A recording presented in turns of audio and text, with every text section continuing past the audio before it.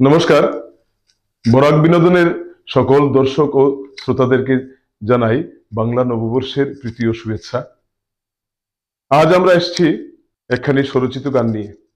এই গানটি সুরকার ও গীতিকার আমি নিজেই।